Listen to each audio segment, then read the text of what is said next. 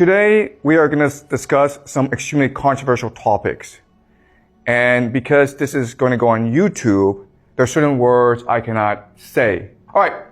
So the first question I have for you is, what is happening in Israel?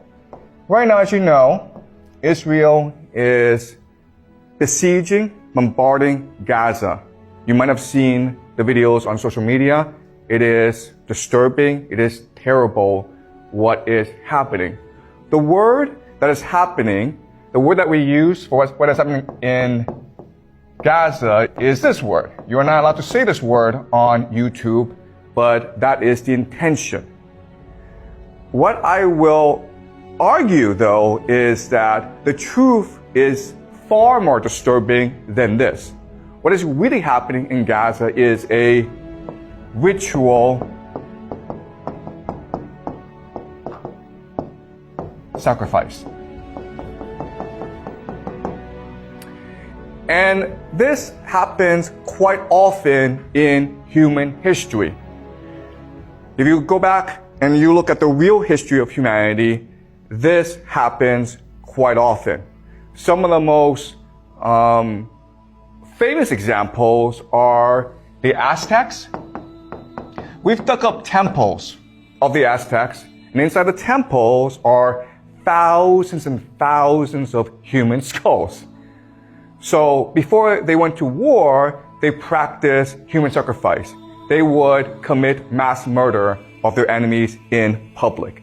So the Aztecs were really famous for this.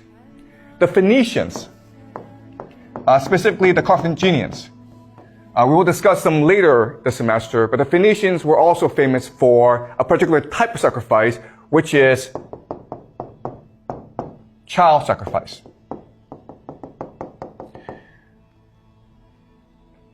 The Romans wrote histories insulting the Phoenicians for practicing this sort of sacrifice. But the Romans themselves practiced human sacrifice. What they would do is that after every major war, they would capture all the major leaders, all their enemies, and they would parade their enemies through the streets of Rome. This is something called a triumph. At the end of the triumph, they would gather enemies at the temple of Jupiter. Jupiter is their god. And then they would strangle to death their enemies. That's sacrifice. That's human sacrifice. So the question for us is, why is it that this happens? Why do the Aztecs do it? Why do the Phoenicians do it? Why do the Romans do it? And why is it today the Israelis do it in Gaza? The Israelis are doing is quite horrific because it is really this sort of sacrifice. Why? Because 47%, almost half of the population of Gaza is under 18 years old. So the majority of people who are getting killed are in fact children. What is most striking or blatant about what's happening in Gaza is that we can all see it for ourselves. And it's almost as though the Israelis want us to see it and want us to hate them.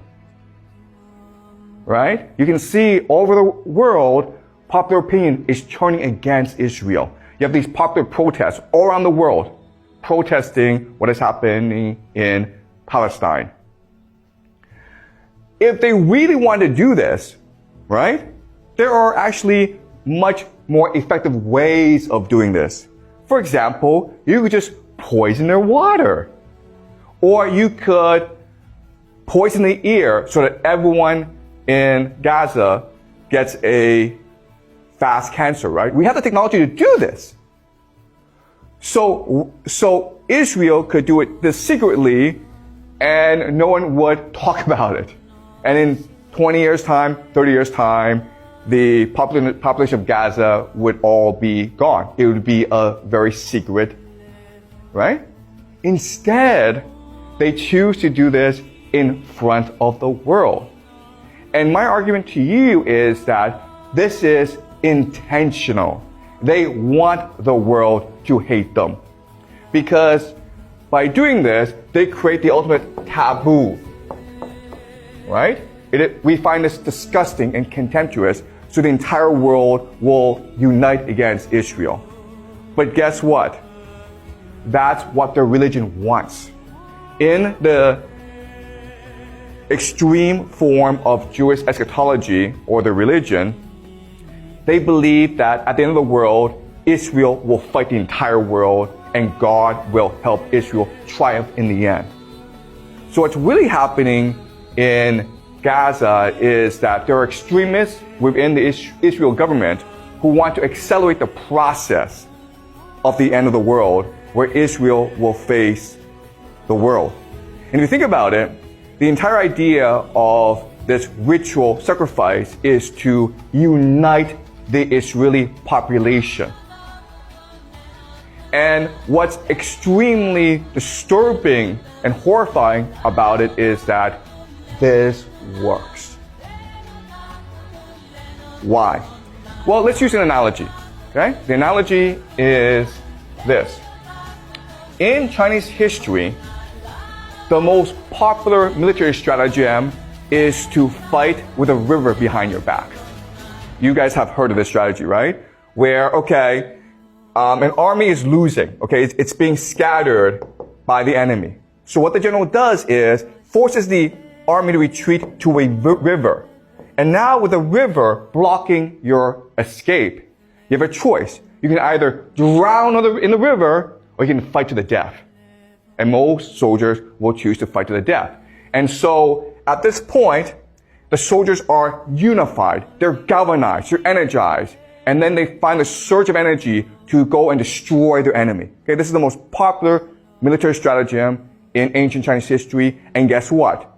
It's the same as Israel doing this right now in Gaza. It's the same logic. Yes? You have a question? So what is the river for the Israel? That's a good question. What's the river right here, right? The river is a taboo, right? What's the worst thing you can do in modern society? Killing children, guys. Right? So there's no exit for Israel. You either go all the way or the world comes and destroys you anyway.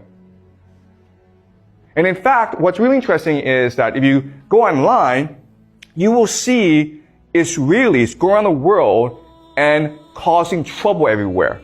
They're going to start fights. They shout death to the Arabs on public buses in the Western world. It's intentional. They want to unite themselves by dividing the world, by angering the world. Okay? Does that make sense?